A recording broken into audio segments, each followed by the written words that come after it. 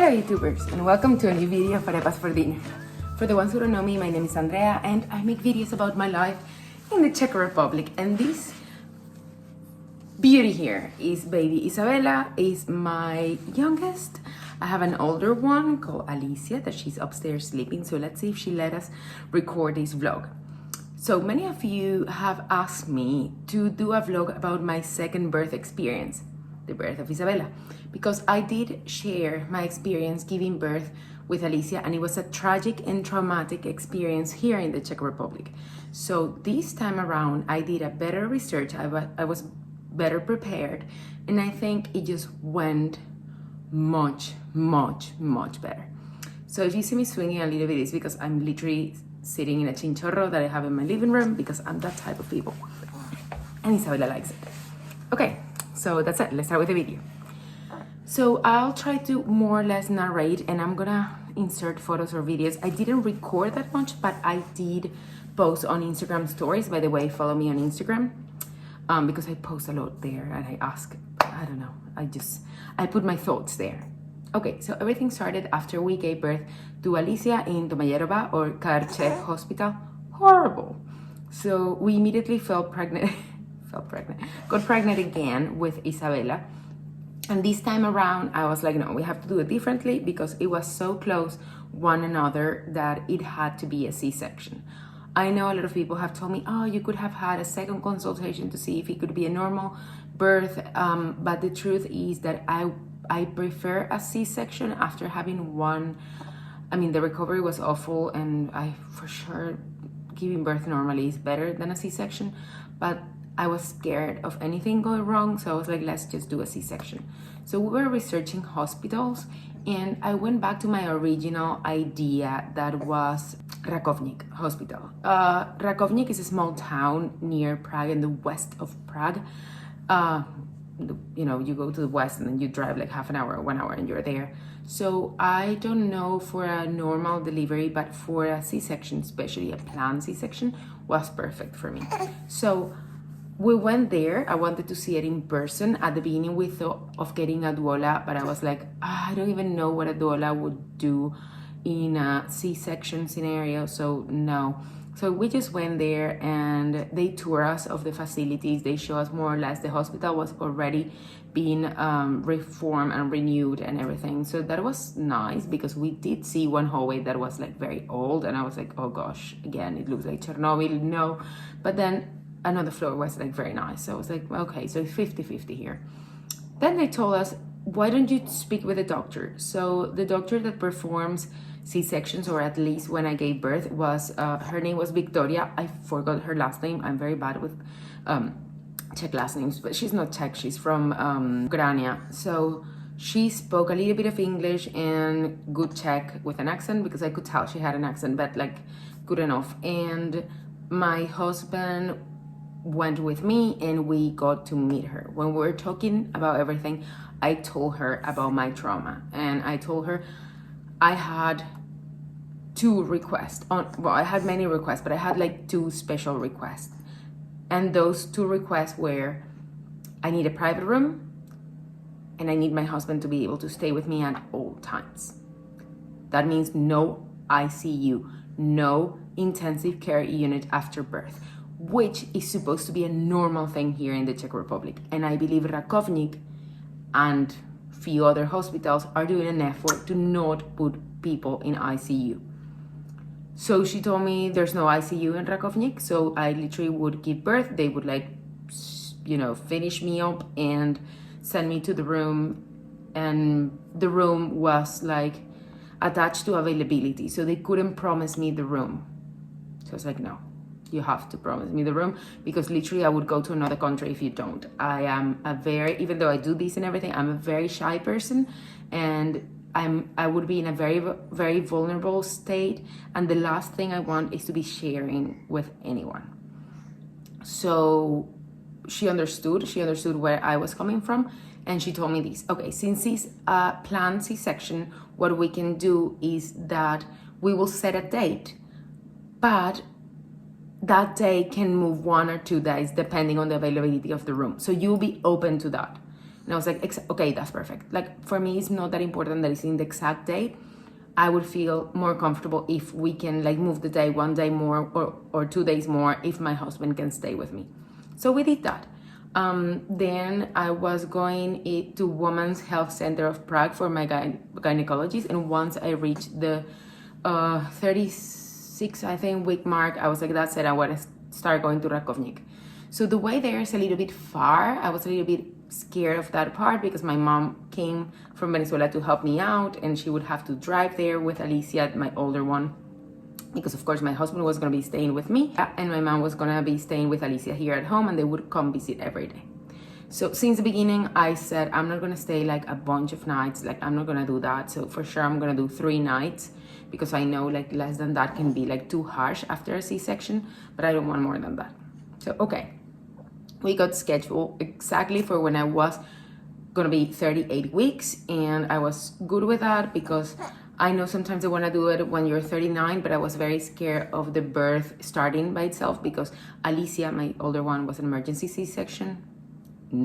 Very stressing, very, very, very scary. So I was like, no, I would rather do 38 weeks because I know it's very uncommon that I would go into labor before that. So that's what we did. The day before, this was the best part, the day before giving birth, the day before the scheduled C-section, I got to the hospital. So we are in our way to the hospital right now. For the ones who don't know which hospital it is, we're going to Masarykova, or Rakovnik is in the outside of Prague. Today is not going to be the C-section, it's going to be tomorrow morning, but we were advised to go today there and spend the night, so that's what we're going to do. Wish us luck, and I'll be reporting everything here like I always do. Around like 6 p.m. my doctor checked me up. A nurse, super sweet as well, checked us both up. We had to fill a bunch of forms and everything.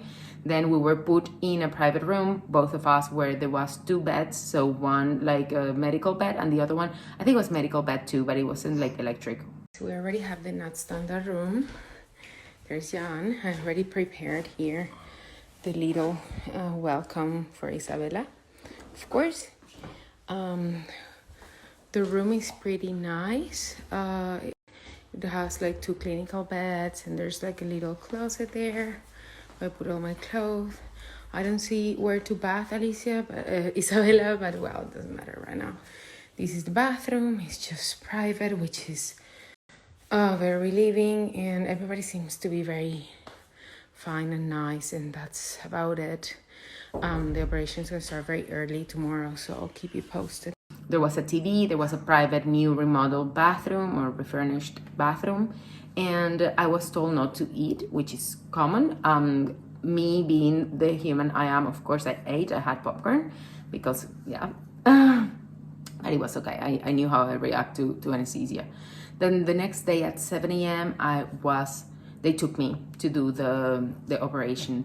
Good morning. So update is like 5:30 here.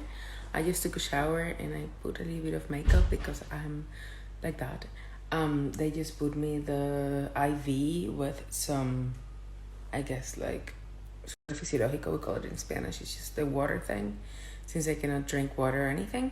And that's it. I'm just like waiting kind of for my turn to have a baby. So I started to be nervous, of course. I go there. I was super scared of 2 things mainly. That is the tube that they give you for peeing, because you cannot pee when you have a C-section. They actually have to put a tube for your pee to come out, which is terrible. And then for the epidural, I was so scared of that. So the pee tube was the worst. That was literally the worst part of this birth. It took like 3 attempts. I was so nervous. I started crying. It wasn't nice. I started to be very, very scared. Then I moved to the room. My husband couldn't be there in that second, and they were like, we're gonna give you the epidural. I was so scared, so scared. I couldn't even feel the needle. Like literally, I was so scared and I couldn't even feel the needle. But you know, they put me down in the room. It was very cold. My husband came, and you know, they saw the old incision. They cut in the same exact place, and they took her out. She was absolutely perfect. She wasn't even 2 kilos. She was 1.9, which is like, oh my gosh, she was so little. They show her to me, they put her on my cheek, they gave her to my husband, they weighted her, they measured her, everything was like perfect. And then my husband stayed with her outside while they like I don't know how you say, like sew me up, yeah, I guess. So while they sew me up, and that took forever. It was so cold and it took forever, and I could feel when they took her out, I could feel everything because she was like very up on me. I don't know, it was awful. Once they finished suiting me up, they like removed the little curtain and I could see like my belly was kind of like, it was so weird. I was like, oh gosh, this doesn't look good. But then they put me in the other bed and they moved me to the recovery room where my husband was with my baby. So I was never away from my baby. So then it came to the first feeding. It was like immediately there, and I immediately say I don't want to breastfeed because I didn't want to breastfeed. I hated when I had to breastfeed Alicia, so I decided for formula since day one for Isabella. And they were like, okay, perfect. So they gave me a pill to cut the breast milk, and they gave me this baby formula. To be honest, that was done very fast, and I kind of got emotional, kind of like, am I making the right choice? Right now, I know I made the right choice, but I feel that in the moment, I was not being judged, but it happened so fast that I was not being encouraged either. It wasn't like, we understand your decision. You know, there was not this like bedside manners that much with the milk thing. And I was kind of in a vulnerable state, but it's okay. So I stayed in the hospital 3 days. They gave me a lot of painkillers, pretty much everything I wanted. It was between... let me think, it was morphine, the other one was some other that was great, but I don't remember the name, it was a pill, and then the other one was Paralen. I had a horrible allergic reaction to Paralen, my entire face got swollen, so they got the Paralen immediately and no Paralen for Andrea. I actually had diclofenac suppositories, which I actually got from back home, so those are great. That's the best thing in the world. It's like if you have diclofenac suppositorium, you can survive a C-section. Oh wait, I think she poo. Okay, that wasn't just poo, it was a blown out. So we had to take a shower, and we had to change clothes, and we had to get like pretty. Okay. So where were we? Okay, so the experience was good. The food wasn't, but you can always order. Something that it never occurred to me, that you can actually just like order delivery from a restaurant nearby, and that's it. So I had like bland diet, which is pretty much just like mashed potatoes. It wasn't good really, but it got good the 3rd day. So I guess if you have a normal delivery, it's way better. Then visitors, it was great. Of course, I'm comparing time of COVID with a time of no COVID. And in Tomayorova, they didn't allow anyone to come. They could only come for like 2 hours. They couldn't stay. They couldn't be like 2 or 3 of them at the same time in the room. In Rakovnik, literally everybody could come. Literally, they could stay as long as they wanted. I had my mom staying with me like 5 hours a day because my in-laws would take Alicia back home with them. Like, it was so ideal, like literally so ideal. I never felt alone or neglected or even sad in the hospital. It was like very, very nice. I also need to say that my husband is Czech and he speaks Czech. So I don't know how that's different from other hospitals around Prague, but I know that if it wouldn't have been for him, it would have been very hard for me to communicate with most of the staff. But that's it. That's pretty much the entire like vlog. If you have any questions about giving birth in Rakovnik or giving birth in Czech Republic, let me know, because I've done it twice. They gave all the papers pretty fast. I asked for the early release. They came and they checked me and they say, okay, like you're going on your own risk, blah, blah. But I was like, for me, it's okay. At the end, we had to pay. Someone asked how much did this cost, since we were having a private room and that's kind of above the standard. And we knew who our doctor was, and that's also above the standard here. So for everything, we paid 24,500 Czech crowns. That's $978 or around 1,000 euros, more or less, $1,000, 1,000 euros, more or less. So yeah, it wasn't that bad. Of course, it's public health, and that's how much it cost. You can always guarantee the doctor. You can always pay for the doctor. That's 15,000 Czech crowns here in Rakovnik. And the private room, you cannot guarantee it. Even if you have the money and you're willing to pay, it depends on availability. It did change my perspective on giving birth in the Czech Republic. I do feel that most of the women have experienced more similar to the one I had in Kerche, unfortunately, and that they find that normal. And what I got here in Rakovnik was more like a above standard. By the way, Rakovnik is the name of the town and Masarykova is the name of the hospital.